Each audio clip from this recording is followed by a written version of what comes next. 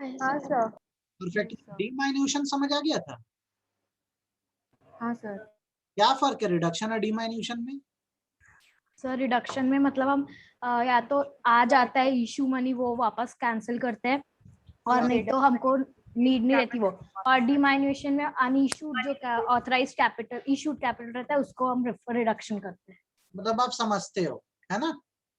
इसमें कोई दिक्कत नहीं है। एक ना एक क्वेश्चन कल आया भी था, अपन परसों शाम को डिस्कस करे थे आई थिंक। ये क्वेश्चन आया भी था कि कब कब डिमाइन्यूशन को रिडक्शन नहीं माना जाता। कहने का मतलब ये है कि कब कब कैपिटल कम हो रहा है, रिड्यूस हो रहा है, उसको डिमाइन्यूशन नहीं मानते। तो ये इसका प्रॉपर आंसर है। जैसे कंपनी अपने शेयर कैंसिल कर देती है, मतलब जो पैसा आया था नहीं चाहिए तो वापस कर दे रहे हैं। या हम प्रेफरेंस शेयर रिडीम कर रहे हैं। क्या रिडीम कर रहे हैं? Preference share. या शेयर फोरफिट कर रहे हैं, या कैपिटल का बाय बैक कर रहे हैं। तो ये सब में क्या रिड्यूस हो रहा है? अपना पेड अप कैपिटल रिड्यूस हो रहा है। पेड अप सही बात कैपिटल है। रिड्यूस। तो इसको डिमाइन्यूशन नहीं मानते। आई बात समझ में? Yes sir. कोई तकलीफ ऐसी अगर एनसीएलटी के अप्रूवल से हमने कैपिटल रिड्यूस किया तो ये डिमाइन्यूशन नहीं है। तो एक क्वेश्चन आया था कि when diminution is not treated as reduction of capital, तो ये आंसर होगा। देख पाओगे? हाँ सर। ये श्रुति क्यों नहीं अटेंड कर रही है? शायद परसों भी नहीं करी थी श्रुति। हाँ नहीं, सर, वो कॉल आया था, बोल रहे थे शायद उनके यहाँ पे कुछ फंक्शन है तो नहीं अटेंड ये तो अटेंड कर रही है श्रुति। आ गए होंगे फिर। चलो शुरू करो बेटा। आज का हमारा टॉपिक है। अच्छा मैं एक बात बता दूं, ये सबसे बड़ा यूनिट था, ये खत्म हो रहा है तो अब डेली एक चैप्टर के रेशियो पे आ जाएंगे। हर चैप्टर एक दूसरे से अलग होगा। ये बड़ा यूनिट है और सारा इसी में से आना है, तो हमने सबसे इंपॉर्टेंट चीज कर दी पार्ट ए में। ठीक है बेटा? Yes sir. चलो अब शुरू करते हैं। ट्रांसफर और ट्रांसमिशन के कंसेप्ट पे आते हैं। यहीं पे ऊपर ही मतलब बता दूं ताकि आपको बाद में दिक्कत ही ना जाए। जब आप ट्रांसफर्ड वर्ड यूज करते हो तो इसका मतलब होता है वॉलंटरी ट्रांसफर। क्या? Voluntary transfer. वॉलंटरी ट्रांसफर मतलब मैं शेयर होल्डर हूं, अपनी इच्छा से जब आपके नाम शेयर कर देता हूं, तो इसको हम ट्रांसफर ऑफ शेयर बोलते हैं। और जब transmission of share word use होता है तो इसका मतलब होता है transfer of share by law. मतलब हम अपनी इच्छा से नहीं कर रहे हैं, कानूनी रूप से हो रहा है। तो कब होता है कानूनी रूप से? Upon death. कब होता है? अपॉन डेथ या इंसॉल्वेंसी होने पर। हमारे शेयर जो हमारे लीगल रिप्रेजेंटेटिव है उनके नाम चले जाते हैं तो इसको ट्रांसमिशन कहते हैं। क्या कहते हैं? ट्रांसमिशन। आप बोलो, मेरी बात समझ आए? ट्रांसफर और ट्रांसमिशन का बेसिक डिफरेंस समझ आया कि नहीं आया? Yes sir. आ गया? अब मेरी बात सुनना। जब हम ट्रांसफरेबिलिटी की बात करते हैं तो जैसे हम सबसे पहले बात करते हैं प्राइवेट कंपनी की। किसकी? Private company. Private company. क्या आप याद रखना, प्राइवेट कंपनी एक ऐसी कंपनी होती है जो प्राइवेट पर्पस से बनाई गई है, जिसमें शेयर होल्डर की एक लिमिट है। कितनी? 200 मैक्सिमम। तो यहाँ पर ना ट्रांसफर ऑफ शेयर जो होता है बेटा वो रिस्ट्रिक्टेड होता है। क्या होता है? रेस्ट्रिक्टेड। अब ना एक बात समझ लो, रिस्ट्रिक्शन होना और प्रोहिबिशन होना एक अलग चीज होती है। प्रोहिबिशन मतलब कंप्लीटली मना होता है, और रिस्ट्रिक्टेड मतलब पार्शियली कर भी सकते हो और नहीं भी कर सकते हैं। तो आपको मैं यहीं पे लॉजिक समझा देता हूँ कि रिस्ट्रिक्शन कब लगता है प्राइवेट कंपनी में। प्राइवेट कंपनी में कंसेप्ट चलता है राइट टू प्रीएम्पशन का। क्या? Right to preemption. प्रीएम्पशन। दिखा रहा हूँ, थोड़ा ध्यान से सीख लेना, इससे आपके कंसेप्ट क्लियर हो जाएंगे। अंकिता हमारी प्राइवेट कंपनी की शेयर होल्डर है। ठीक है? क्या ये शेयर होल्डर? शेयर होल्डर है। ठीक है? अब ना अगर इसे अपने शेयर ट्रांसफर करने हैं, क्या करने हैं? ट्रांसफर। तो ये अपनी ही कंपनी के किसी शेयर होल्डर को करेगी, उसे बाहर नहीं कर सकती। ये रिस्ट्रिक्शन। हाउएवर अगर ये शेयर होल्डर बोलते हैं कि हमको नहीं देना है आपसे शेयर, आपके शेयर हमको नहीं चाहिए, तो फिर अंकिता को ये परमिशन है कि ये बाहर ट्रांसफर कर सकती है। तो ये प्रोहिबिशन नहीं था। देखो आप समझो बात को। प्रीएम्पशन ये कहता है कि अगर एक शेयर होल्डर को अपने शेयर ट्रांसफर करने हैं तो दूसरे शेयर होल्डर को ही करेंगे, उसके अलावा बाहर ट्रांसफर करना रिस्ट्रिक्टेड है। जैसे एक हमारी फैमिली की कंपनी है, तो अगर एक ब्रदर को शेयर ट्रांसफर करने हैं तो वो किसको करेगा? अपने दूसरे भाई को करे ना, ताकि शेयर परिवार के अंदर ही रहे। सही बात है गलत बात है? Yes sir. है ना? अगर ये भाई मना कर देता है कि मेरे को शेयर नहीं चाहिए, फिर ये भाई कहाँ ट्रांसफर करेगा? बाहर बाहर वाले को। बाहर। तो रिस्ट्रिक्शन का मतलब यही होता है, रिस्ट्रिक्शन लगता है प्रियेंशन के राइट से कि एक शेयर होल्डर दूसरे शेयर होल्डर को ट्रांसफर करे, यही एक रिस्ट्रिक्शन है। दूसरा रिस्ट्रिक्शन होता है by board of director in good faith. अगर डायरेक्टर को लग रहा है कि ये शेयर होल्डर नालायक हो गया है और गलत लोगों को अपने शेयर ट्रांसफर करके ओनरशिप गलत लोगों को दे देगा, तो गुड फेथ में बोर्ड ऑफ डायरेक्टर जो है वो रिस्ट्रिक्ट कर सकते हैं, देखो सर आप मत ट्रांसफर करो, इससे कंपनी का ही नुकसान होगा। कितना समझ में आई मेरी बात? आगे सर। तो अगर आप प्राइवेट कंपनी चला रहे हो तो याद रखना यहाँ के शेयर मार्केटेबल नहीं होते हैं, मतलब मार्केट में सेल नहीं हो सकते हैं, इन पर रिस्ट्रिक्शन लगा होता है। क्या लगा होता है? रेस्ट्रिक्शन। हाउएवर आप ये बात जानते हो कि शेयर का बाय नेचर ट्रांसफरेबल होता है, क्योंकि शेयर गुड्स की तरह होते हैं। तो सेक्शन 44 ये कहता है कि शेयर या डिबेंचर मूवेबल प्रॉपर्टी है। अगर आर्टिकल में मैनर प्रोवाइडेड है तो बिल्कुल एक पर्सन से दूसरे पर्सन को ट्रांसफर हो सकता है और उस पर प्रोहिबिशन लगाया नहीं जा सकता। नहीं जा सकता। चलिए बात बताइए, इसमें कोई दिक्कत? नहीं सर। अच्छे से क्लियर है, आधा अधूरा क्लियर है? बताओ ये बात पहले। अच्छे से सर। ठीक है, तो रिस्ट्रिक्शन किस बात का है? तो मैंने आपको बताया रिस्ट्रिक्शन दो प्रकार के लगाए गए हैं। एक क्या किया जाता है प्रियेंशन। और दूसरा क्या किया जाता है? बोर्ड ऑफ डायरेक्टर जब गुड फेथ में। गुड फेथ में कर सकते हैं। कई बार हम शेयर ट्रांसफर को रिस्ट्रिक्ट नहीं कर सकते, कई बार ऐसा होता है कि रिस्ट्रिक्शन एप्लीकेबल नहीं होता, मतलब एक्सेप्शन वाली बात हो रही है। कौन सी बात हो रही है? एक्सेप्शन।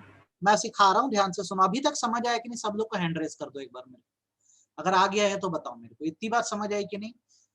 मना है, डिसअलाउड नहीं है, प्रोहिबिटेड नहीं है, रोका गया है। शेयर ट्रांसफर को प्रोहिबिट किया ही नहीं जा सकता। और मैंने आपको रीजन बताया, कंपनी अगर रिस्ट्रिक्शन डाल रही है, प्राइवेट कंपनी, तो दो बेसिस पे डालेगी।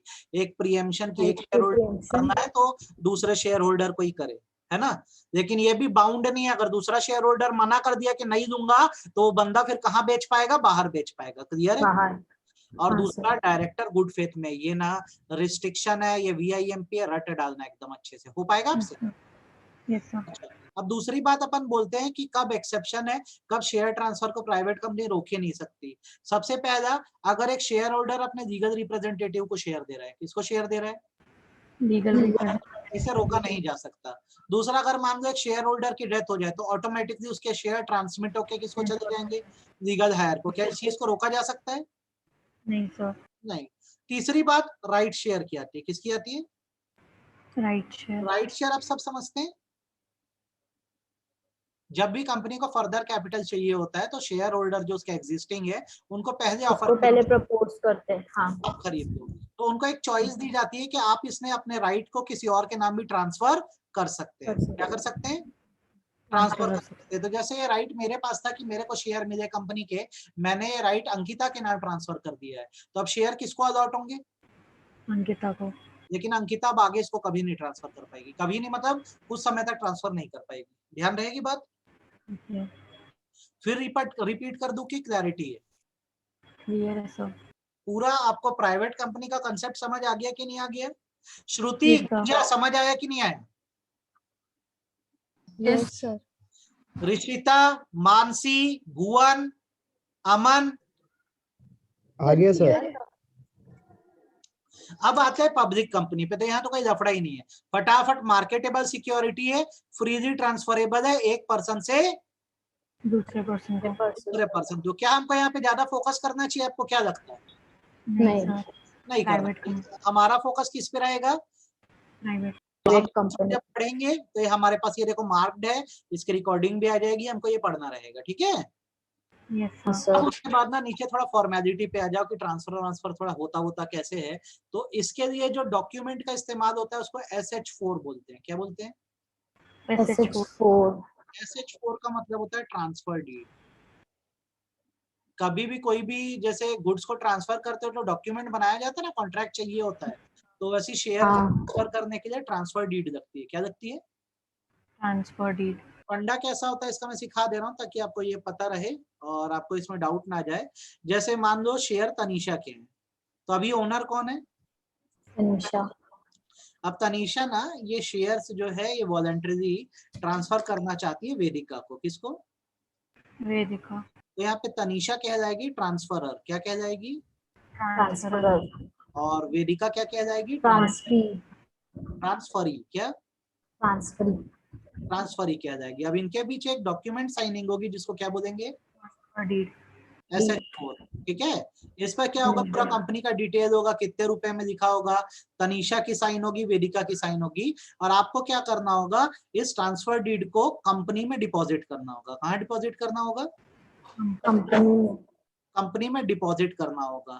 ठीक है, डिपॉजिट करने को ना लॉज करना बोलते हैं। क्या करना बोलते हैं, लॉन्च करना। लॉज करेंगे कहाँ पे, इस ट्रांसफर डीड को कंपनी में। कंपनी। पहले बताओ, ये बात समझ आ गई। Yes sir.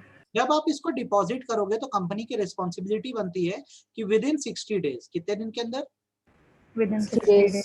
ठीक है, बोर्ड ऑफ डायरेक्टर्स ना इस ट्रांसफर को अप्रूव कर दे।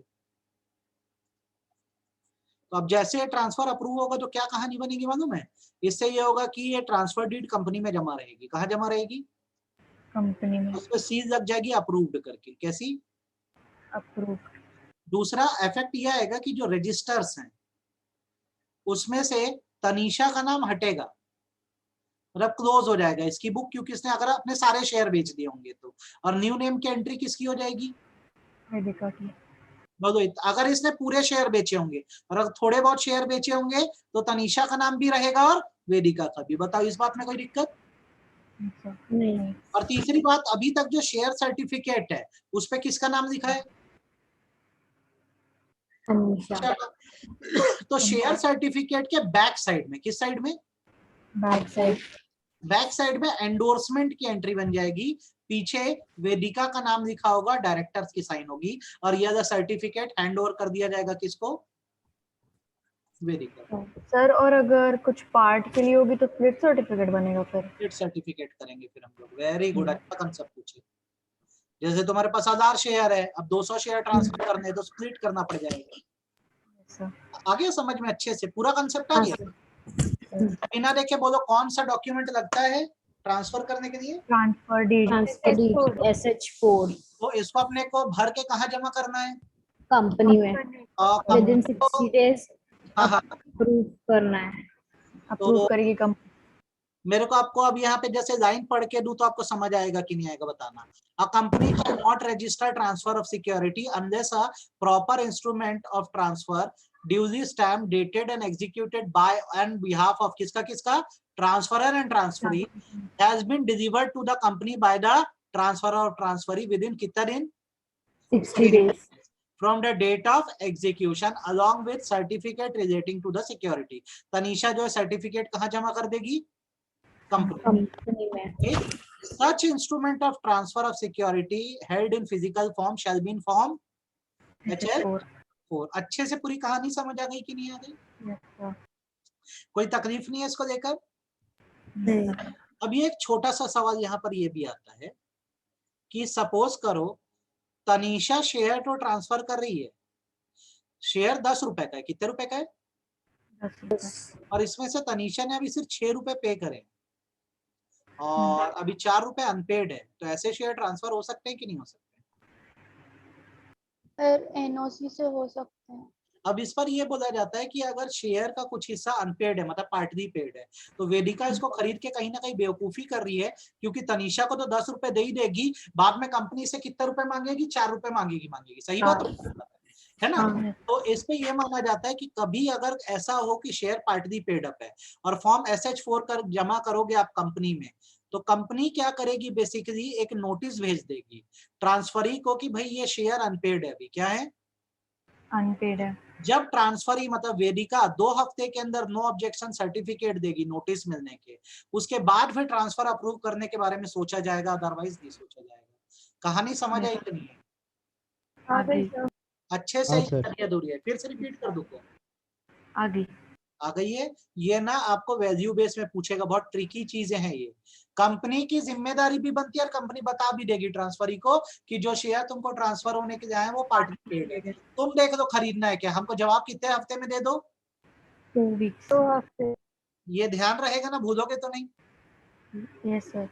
क्लियर है। अगला कंसेप्ट बताऊं, हाँ सर। VIMP। ये तो पढ़े। हाँ पढ़े हुए हैं, ये कई जगह पर आपको मिलेगा, 8 नंबर का आता है। शेयर शेयर सर्टिफिकेट कितने समय में हमें डिलीवर करने होते हैं, सेक्शन 56 सब सेक्शन 4 ये कहता है कि जब कंपनी इनकॉर्पोरेट होती है तो जो सब्सक्राइबर है उनको 2 महीने के अंदर 2 months. ठीक है, वैसे शेयर अलॉट होते हैं तो अलॉटी को कितने महीने के अंदर 2 महीने। 2 वैसे महीने. अगर शेयर ट्रांसफर अप्रूव हो गया है तो शेयर 30 days. 1 महीने के अंदर जो है वो किसको मिलेगा, वेदिका को ट्रांसफर मिलेगा। और डिबेंचर के मामले में कितने महीने है ये, 6 महीने। 6 months. ये रट डालना, क्या करना रट डालना. आपको याद रहेगा कि भूल जाओगे बाद में, ये बताओ। याद रहेगा सर. पक्का? हाँ. चलो आगे बढ़ते हैं। ये भी एक VBS क्वेश्चन है। कैसा क्वेश्चन है? Value based. क्वेश्चन कुछ ऐसा है कि मान लो एक्स नाम का एक शेयर होल्डर है। क्या है? एक्स नाम का शेयर होल्डर. इसका एक बेटा है वाई। एक्स की डेथ हो गई 26 अप्रैल 2021 को, स्वर्ग सिधार गया। तो शेयर कायदे से कब किसको मिलने चाहिए? बेटे को. वाई को मिलने चाहिए। सही बात है।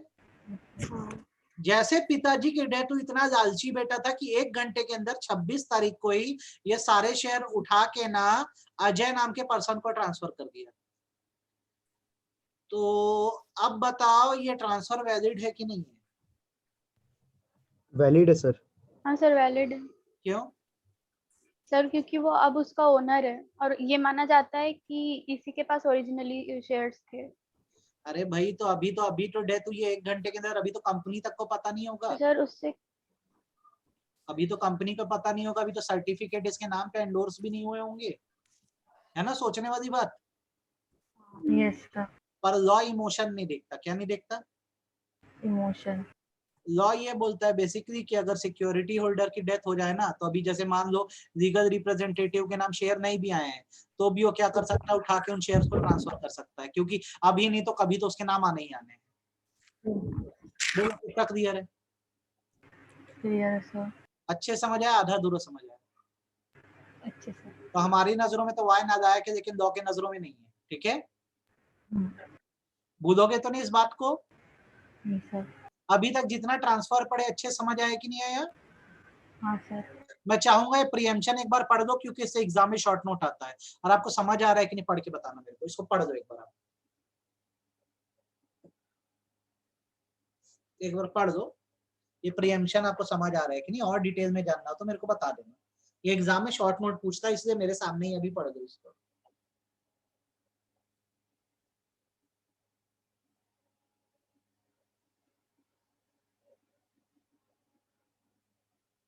हमने जो क्लास में डिस्कस किया सारी बात वहां पे मिल रही है कि नहीं मिल रही है?